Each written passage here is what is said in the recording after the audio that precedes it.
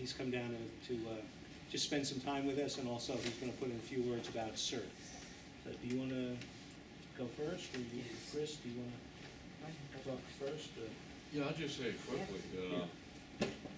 John's a member of CERT, Bill's a member of CERT. We got anybody else in here? Yeah, Steve Urso. Steve. There we go. But if those of you aren't aware of it, CERT's the Community Emergency Response Teams. We have a team now in Stanford, which we started last year. We got about 42 people who've gone through it. We're going to run another training session at the end of this month to go for 24 hours, and we're trying to build up our CERT teams. I'd like to have eventually 100 on it, because when you get 100, you may get 50 or 60 that actually participate in a incident. In the last incident we had, Sandy, 28 of our people were involved. We put in about 928 hours. Sean, you wrote up the stats. Something. Yeah. And man the shelters and what have you. So I don't think the storms are going to go away. I think we're probably going to see them more frequent, at least for the next couple of years. So we want to build up our emergency response to back up our emergency responders. So if anybody from Stanford is interested, I've got applications, and be more than happy to have you. Like I say, the communications aspect, coming from with a military background, you can't do what you have to do unless you got the communications to do it for you, and it's the same thing with the emergency responders. So I'm here. I'm going to sit in and enjoy the meeting, and you guys, well, you know, John, we got this room because of you. Thank you. So, by the way, Paul Lord from Wilton CERT is here. There are CERTs in New Canaan, Wilton, Westport has one. I forget where else the local Fairfield, Westport, so, New Canaan, Weston, Monroe. You know, join your local CERT. What we've got in Stanford, and most of the other CERTs have done, is they've taken the ham radio operators as the radio, as the communications component. So it's nice, you get to sit and play with the radio instead of out there directing traffic in the snowstorm. I shouldn't say that, because just for saying it, don't make me do that next time. One nice advantage of being in CERT is that when you're called up, you are covered by workman's comp, by the state workman's comp, instead of being on your own. You know, in case of injury, you're also protected by certain other laws. You know, in case there's an accident, in case there's a problem around you, you're protected, financially protected by certain other laws also. So something to keep in mind. It's a very good thing, and if nothing else, you'll learn how to protect yourself outside in the world. All right, without further ado, we're going to have Betsy Doane talking about ARRL, what's happening in ham radio, what's happening in ARRL. And Betsy, do you want to entertain any questions as you go, or keep them to the end? Oh yeah, oh sure. What? Well. Questions as you go? Okay. How do you spell your last name? D-O-A-N-E. See it. D-O-A-N-E. Not D-O-N-E. No. D-O-A-N-E. Thank you. Mm-hmm. So good evening, and I'm pleased to be here. Well, I was going to, I can do a couple of things. When I was asked to speak, I was told to talk about what I do as section manager, and then I saw the notice and it said, well, I was going to bring you news of ARRL, so I think I'll do both. Today I will tell you about the field organization, and while we're talking about CERT, we have a lot of new ham operators who are CERT team members. There are ham operators in this area of the state, also in the center of the state, New Britain, Bristol. A lot of them are on the traffic nets. Those of you who know about the National Traffic System, they're doing that, and they're really enthused. Don't forget, we have in the ham radio realm, you do have the Amateur Radio Emergency Service, so be sure and join ARRL so that you can be an ARRL member and a CERT team member and be counted for your expertise and be helpful in the amateur radio service. So I'm going to talk about, first, I guess I'll tell you first about the news that I know of. ARRL, as you know, is going to be celebrating 100 years in 2014, and the National Convention will be in mid-July. It will be at the Convention Center in Hartford, and they don't really know how many people, but they're expecting quite a few thousand people to come to visit ARRL in Newington and to visit Connecticut and do the National Hamfest, of course. So there will be tours of AW. They're planning, the committee now is working on the convention, of course. They want to do a lot of PR for amateur radio operators and have a good national convention. I'm sure that in Connecticut, many of us will be asked to help out, and I'm sure I would think it would be exciting to be able to do that and meet people all over the country. We don't often have that opportunity in amateur radio, as the biggest ham fest is typically in Dayton, as you all know. I'm sure many of you have been to Dayton. Alan Pitts, the PR manager, has retired, and Dave Sumner has not yet hired another. I think Alan is still working part-time to help cover that slot. I don't know if you have met Alan, but he's so creative. It's really pretty hard to replace someone of his talent and really gifted creativity. And then Joel Hallis has retired, and he's also working part-time, and they can't find anyone with his expertise either. So they're working hard at looking for people, but it's hard to replace some who have served so well and done such a wonderful job. I understand that Mary Hobart, I think next year I think that she said she would be stepping down as well. She's another. Have any of you met Mary? Well, you've seen her on TV, right? She's on public television. Have you ever seen? She's really talented and wonderful. I was at headquarters very recently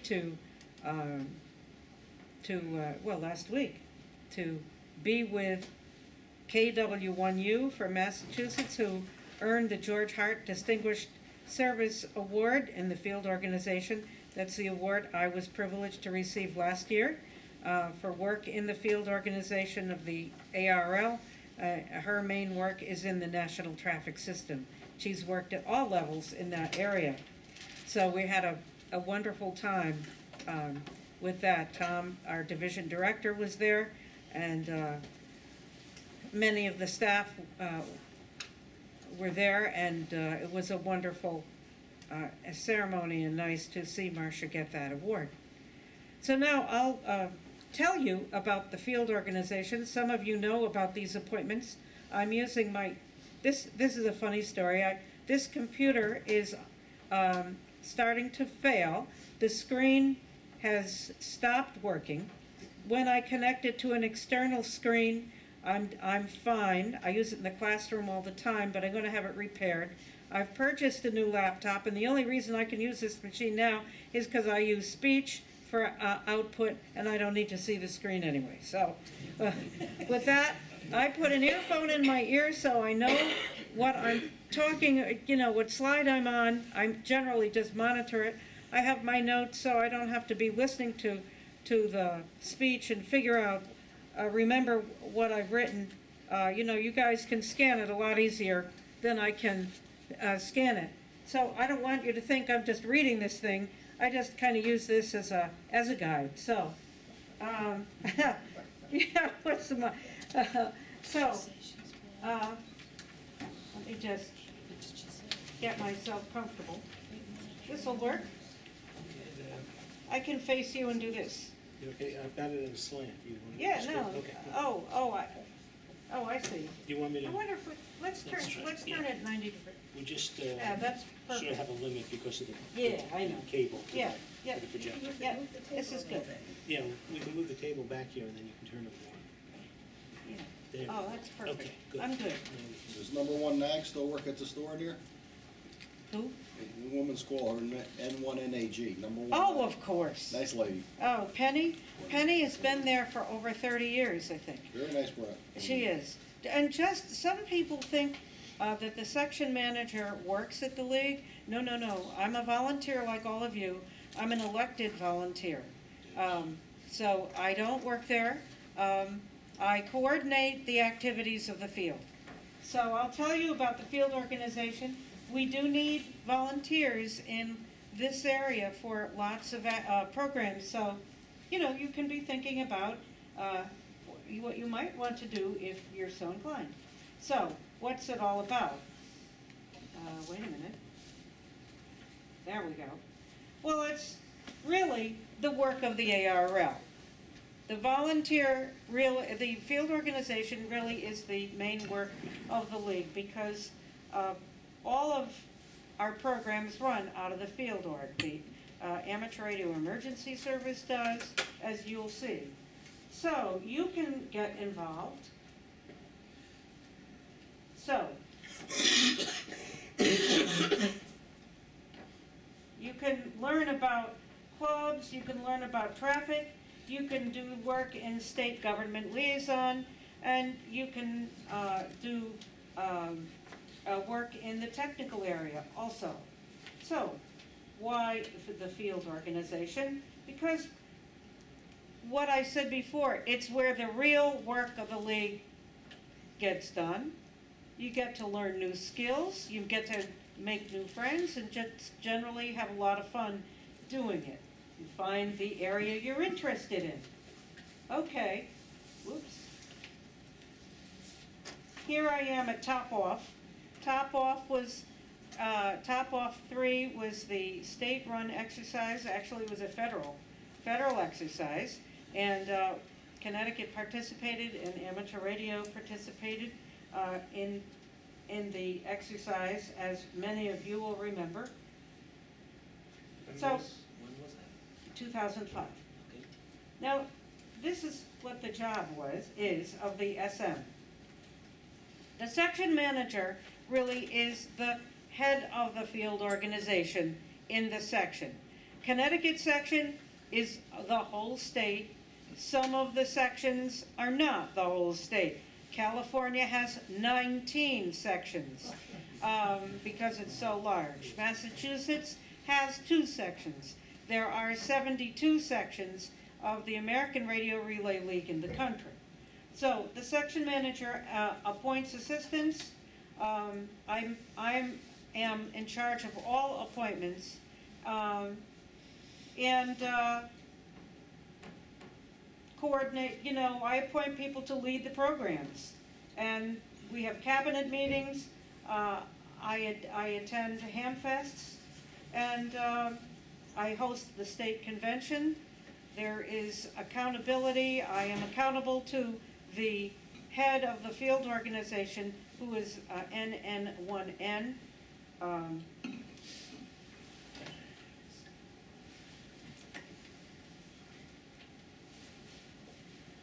So one of my favorite things to do is to assist volunteers with some referral. If there's something that somebody needs and I know someone who can help them out, it's wonderful to be able to put them together with people who can help them out. I had one gentleman call me and he was all upset. He didn't know whether he still had whether his license had expired. Well, of course, all I had to do was check the database, and he was just so pleased that he could go on the air that day. He was an older gentleman, and he wasn't too sure when his license expired. He wanted to know how to get a duplicate license. Some of the referrals are more involved, and I've been doing this for a while now and know so many people. Usually I can find someone to be helpful. I recruit volunteers. I manage the small budget that we have. The budget is used to help with some small volunteer expenses, typically mileage.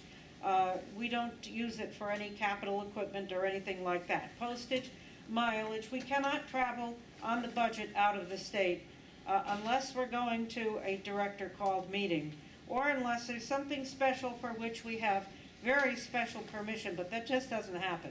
It's within section, as it should be. I write the monthly column. If you're an ARRL member, you should be getting my newsletter, and if you're not, I do have membership applications up here. If I sign them tonight, I can give you a repeater directory. It's a special app, and I can do that. The section manager cajoles, negotiates, and tries to, keep everyone happy. We have a cabinet, and the cabinet members I appoint. And these are the lists of cabinet people. These are the appointees, and then there are more.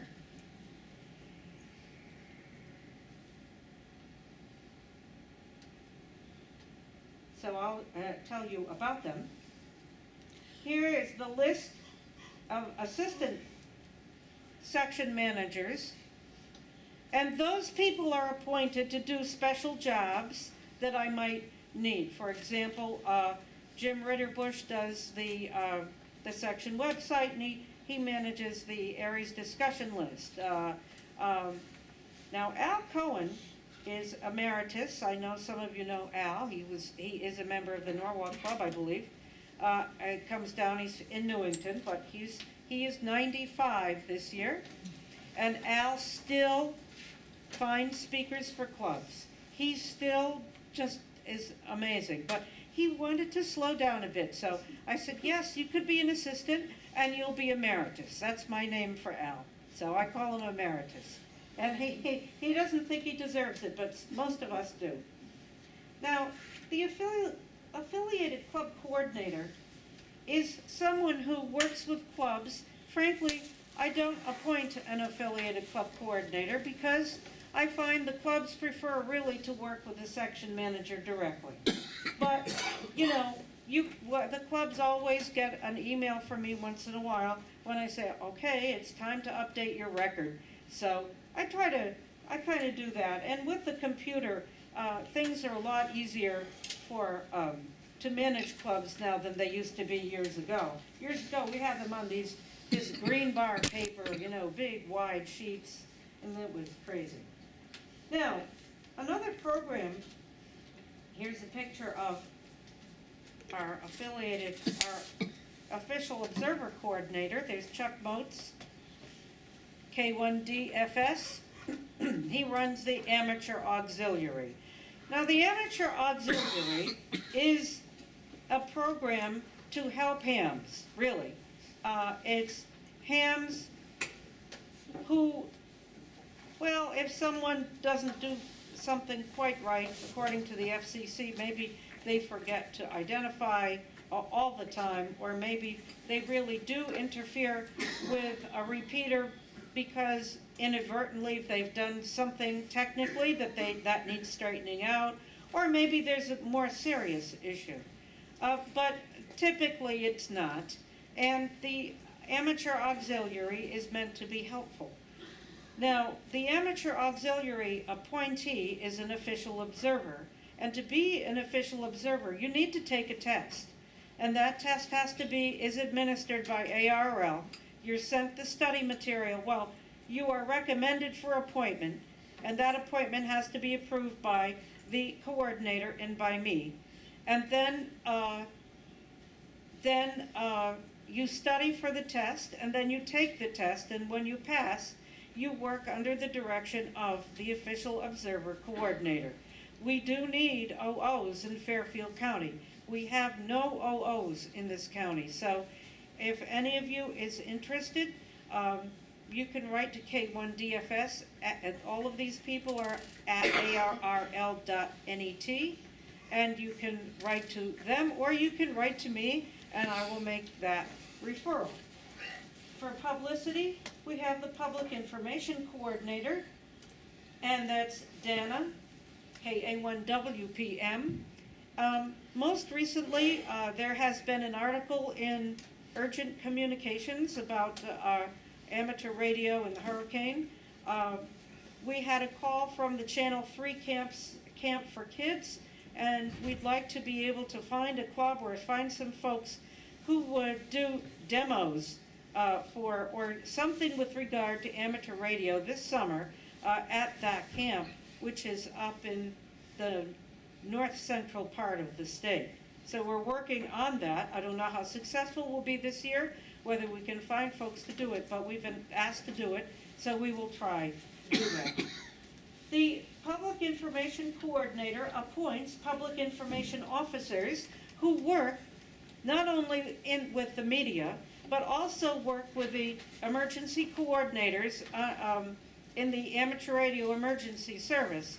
Obviously, when there is an emergency, there is often need for publicity, and the PIO, Public Information Officer, in that area, under the direction of the EC and or the SEC, emergency coordinator or section emergency coordinator or district emergency coordinator, would be helpful to the media and to amateur radio.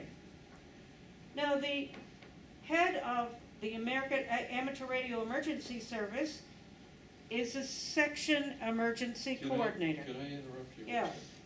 The previous slide gets information to TV and radio. Yes. What kind of information? Well, it would be information about amateur radio and how amateur radio, what amateur radio is, how amateur radio is useful in the whatever activity they're publicizing.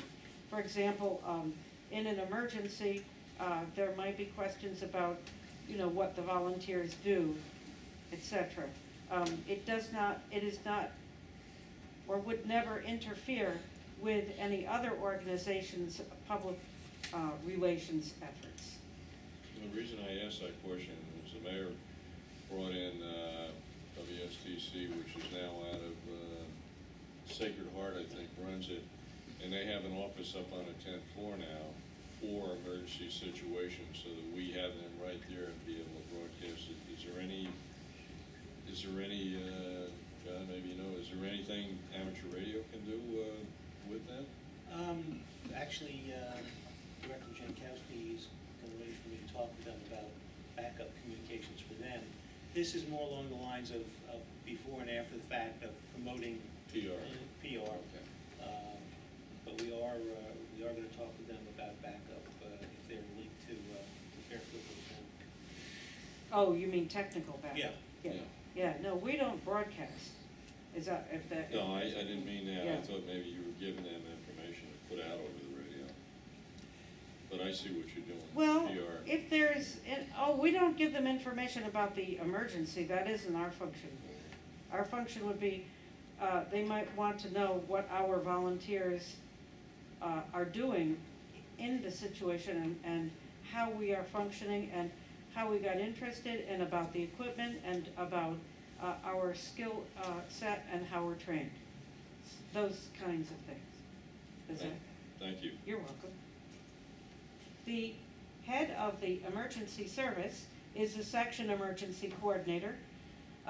He recommends to me the appointment of assistants, district emergency coordinators, their assistants, and emergency coordinators. And you have John as your EC right here, and a good one too. Thank you. Mm-hmm. Now the SEC, or the section emergency coordinator, manages the ARRL's program. He communicates with other state leaders. He facilitates the work of the appointees. He handles the membership database and is responsible for the entire program. It's a huge job. It's too big a job. I really, one of the things I managed to get done is make sure ARRL recognize the appointment of assistant SECs and assistant DECs. They didn't always have them. And I said, they gotta have them because these volunteers are gonna quit without assistance. So we do have them. And so the assistant SEC does the jobs that the SEC would like to do. Now I'm going to just pause a minute of this and just tell you a bit of the latest about, there is going to be a Ham Fest on Sunday in Southington. And at the Ham Fest there is typically the meeting of the annual meeting of the Amateur Radio Emergency Service. And I hope if you're coming to Southington that you will come. But some of you will perhaps not be able to make it. There's going to be, I know that among the goals of the Amateur Radio Emergency Service this year is to get as many people, what we call Core 4 certified. We want them certified in taking IS 100, 200, 700, and 800. These are FEMA courses that are available online. And, you know, that's being mandated more and more now. So Wayne Gronland, our SEC, is setting that as a goal to have as many as possible get certified. So you might consider that activity. The other thing that's happening is in every county of Connecticut, there will be an RMS WinLink node. The radios have been bought by the state. They will connect to, it'll be RF all the way until you get to Middletown, which would be the state police headquarters. The plan is to use UHF microwave link. So that's in the works. We finally have all the pieces in place, not in place. The pieces are here, and now it's a matter of getting them in place, testing it out. So we're hoping that by the summer that will happen. Betsy, if I may. Yeah, yeah. Just to elaborate on that a bit, those Yep. of you who know WinLink, this is WinLink peer-to-peer. It's not WinLink email. Actually, we'll get you into WinLink email if you need, but we'll have a network that is peer-to-peer with relay stations covering the entire state, or pretty much the entire state, to send WinLink messages through peer-to-peer into Middletown. At Middletown, they'll have an internet connection to the worldwide WinLink Right. email system, but this does not rely on the email system for communications within Connecticut. So that's a very good thing. Yeah, it's RF all the way. Yep. The other thing is that there's a group of people who have been working with HF Winmore Mm-hmm. peer-to-peer across the state using near vertical incident skywave antennas for communication. For example, we've tested communication from Stamford to Bridgeport, Stamford to Farmington, Stamford to Middletown. So we can go using Winmore from here to Middletown and to Farmington. That's a very nice thing for Red Cross. VHF, UHF doesn't work for Red Cross to Bridgeport because they run a bowl there. So from here, we can't talk to Bridgeport Red Cross, the Regional Red Cross Center, because of their physical location. But NVIS, high-frequency NVIS, works very nicely. So we've been testing that. Well, the amateur radio community, especially in Connecticut, has long recognized the need for digital comms. You know, I don't know where, I think I was in another section, and I was kind of surprised, but we were known for our, at least trying to do some work in the digital arena. Yes, I know they do it in Texas, and they do it in the larger sections that have more emergencies, and they do it perhaps in a bigger way, but within this general region, we've done a lot of work in the digital arena in many facets, and there are always talks about what is better and what is good. You know, my attitude about it is experimentation is the way to go. We do have to have a standard within a whole community of people, however, because if you don't have a digital standard, then you know, you might run into incompatibilities, so it's, you need to have that. But, and we're working hard at it. Okay, under the SEC, our district emergency coordinators, these are listed for you. And the district, there they are. And we have Skywarn, and Skywarn is very active, as I'm sure you know. Okay. The DEC appoints ECs and ADECs. They really are all appointed by the section manager, but they recommend those people. There is also the opportunity to be an official emergency station. You can do that if your station is emergency capable. You can be recommended by your EC or DEC to the SEC. The emergency station is assigned a task before appointed. The guidelines over the years have changed. You can work in a management area to help the EC or DEC. You can work in a technical area, maybe that's your expertise, or you can work from your home as an emergency station with that appointment. There's lots of opportunity there, and that appointment is flexible. With the approval of the EC, your coordinator, and the SEC, that can work out. Excuse me, Yeah. Betsy. Yep, We need a Skywarn coordinator for southern We do. Fairfield County, yep, southwestern Fairfield County. If anybody's interested, please talk to me. Somebody who would run a net during things like hurricanes or bad weather, severe thunderstorms, who would run Skywarn nets so we can get on-the-ground observations of the National Weather Service. now Please. the Skywarn coordinator is appointed both by the ARRL and by National Weather Service. So to be a coordinator, you have to, and in the end, you have to be a trained spotter, and you have to be approved by NWS. And we're recommending that a person to them, and as long as they approve, because they feel that the coordinator is responsible for life-saving operation, and they insist on, what's going on here? That was me, Chris, I'm sorry. Oh, okay. So,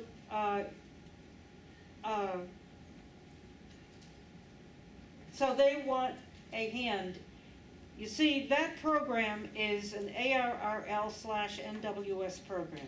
There's a link there, so we have to work with them on that. So if you're interested, contact John, but also contact Steve Williams, K1SJW, okay?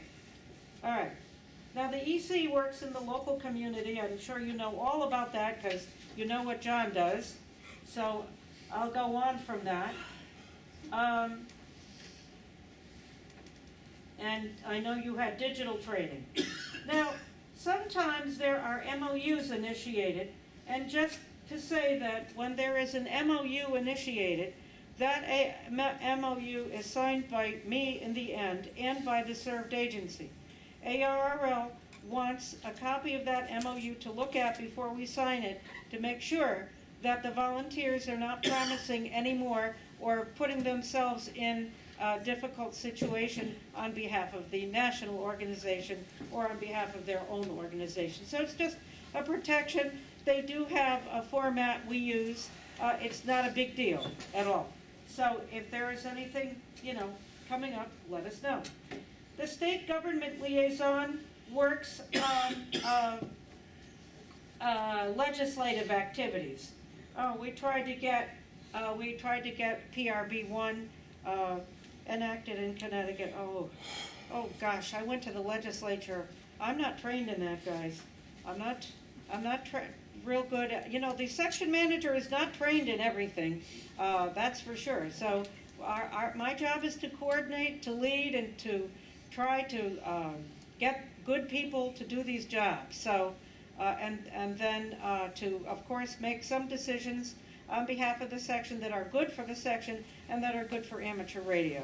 So we try to do that, but legislation is hard, as you all know. If you've ever tried to get anything passed or through, there's a lot of work involved.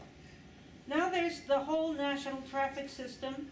The section traffic manager is in charge of that program, and we don't have any outlets in Norwalk or Stamford active on the NTS nets. Now, I know there's a lot of debate about the advantage, what need is there for a national traffic system.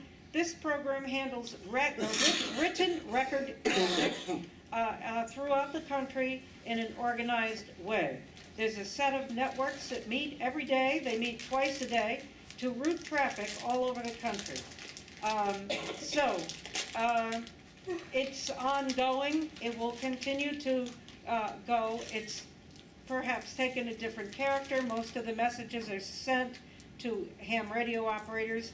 We're handling a lot of congratulation messages for new hams, and find that helpful to people, because when we deliver them, we get to talk to the new person, help them find a club, and do lots of good things. So if you're interested, contact me and I will refer you to the right person to contact. Betsy, what happened to that other repeater that used to be linked in with the Northern Duck repeater, that 1-2 out of Danbury? It's no more? Well, it's not really. It's not part of.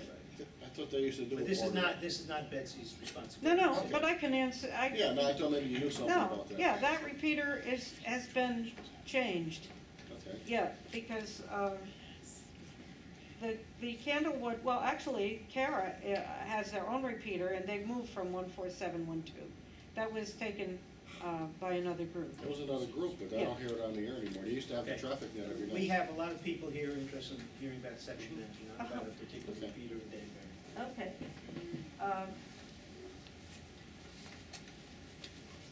Under the section traffic manager, of course, there are net managers, and they train people. And when you get trained and you are doing your record-written traffic in an organized, professional way, you can get an official relay station appointment. And that person is trained in, and I'm serious about this, in the art of handling traffic. Because when you're on voice, you use defined procedures. When you're on digital, you use defined procedures. When you're on Morse code, you use those procedures. You don't have to be trained in every aspect. All you have to do is be able to do one of them well. And you can get an official relay station appointment to recognize your activity as a trained person. In the technical area, we have the technical coordinator. The technical coordinator tries to match people with technical experienced people to handle certain problems. Someone has a problem, for example, with an amplifier or something like that, or a certain kind of amplifier, or they are having a noise problem in their neighborhood. Well, we try to, in many instances, clubs work with that individual. But if there is a need, the technical coordinator, we try to refer them to people who are called technical specialists. Technical specialist is a technically skilled person who has a certain specialty. We have technical specialists in the digital arena. We have technical specialists in many, in the repeater arena, etc.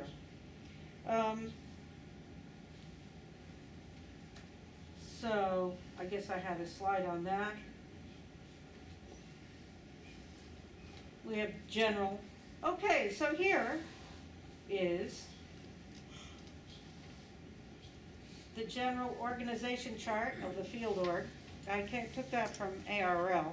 I don't know how clear it came out, but that's theirs.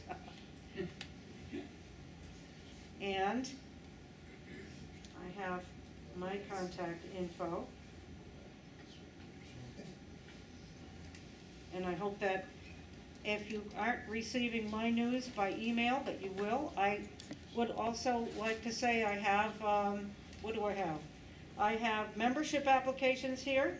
Oh, I want to know, who is licensed, we want to know who's the most recently licensed? Who's licensed within the past month? Anyone? 2 months? 3? Come on, John, help me out. Anybody? Who's the newest ham?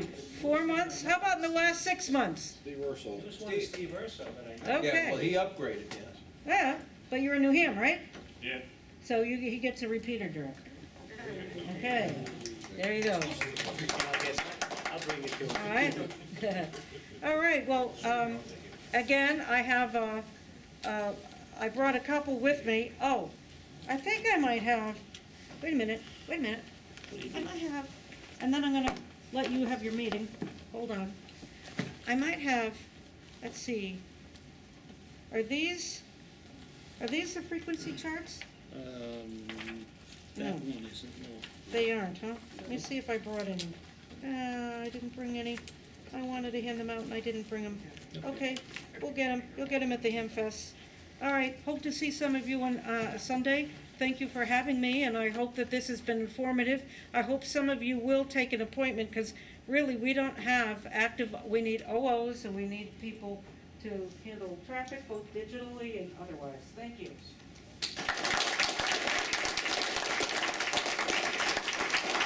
Does anyone have any questions for Betsy? Questions about what Skywarn does, or questions about Anything, traffic system, or anything about what ARRL is doing? or what I'm doing. she's doing. I'm on the line too, you know, I'm your elected Jay? head, so. Jay? Betsy, how long have you been the SCM? Too long. 1991.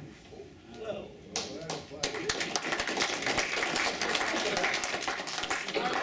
People, Just re-elected. the, Yeah. Actually, the Skywarn, always had the basic classes, they've never had an advanced class. Oh, yeah, they have. They have? Yep. not in We- this area. Not in our area though. Maybe not down here. Well, see, we don't have a coordinator down here, so it's hard to get that done. If we had a coordinator, they would have worked at getting somebody. Now, we had We one, had Phil Berkowitz before. I know, but he's not doing it He's not doing anymore. them. I didn't know He that. can't. No, he can't do it. He's, hasn't been that well even. Oh, I didn't know that. Yeah, Nice guy, I haven't seen him in a he while. is, he's wonderful. We had, actually, we had a advanced class at the community college years ago. Yeah, It the was last a pass. class I know of down in this area was in 2008. GNARC hosted it over at the ShopRite. We would like to get one. We would like to get a coordinator, and we would like to get a class going. It doesn't have to be from Stanford. It doesn't have to be from Norwalk. We just need someone from southwest part of the state, lower Fairfield County. So if anybody's interested, it is a very useful thing. I mean, you're giving real-time weather reports that the National Weather Service uses.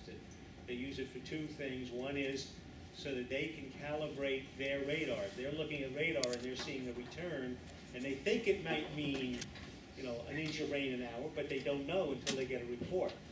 So over time, that lets them figure out, okay, when I see this on my radar, that's what it means. The second thing is it's giving important information like, underpasses that are flooded or high-rising water. So both of those are important things. It's a very useful thing. We need a coordinator. Bill? I think you made an announcement at a previous meeting that they're not looking for Skywarn coordinators in this area because there are so many computerized private stations that feed them ground No, truth I and That's we're not true. obsolete. I didn't say that they're not looking for that. I said that there are a number of private computerized stations, but they still want the live reporting also.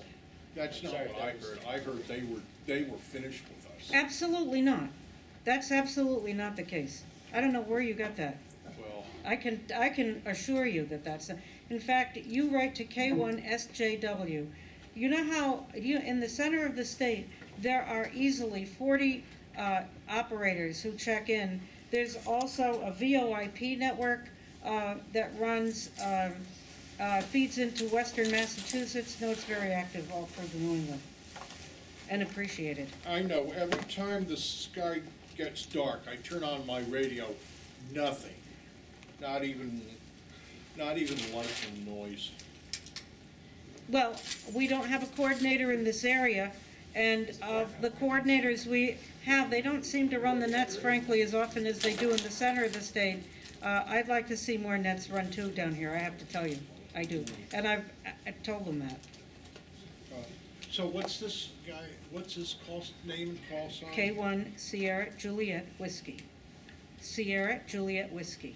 And if you have any question about who's who, just write me. I'm at arrl.org or .net.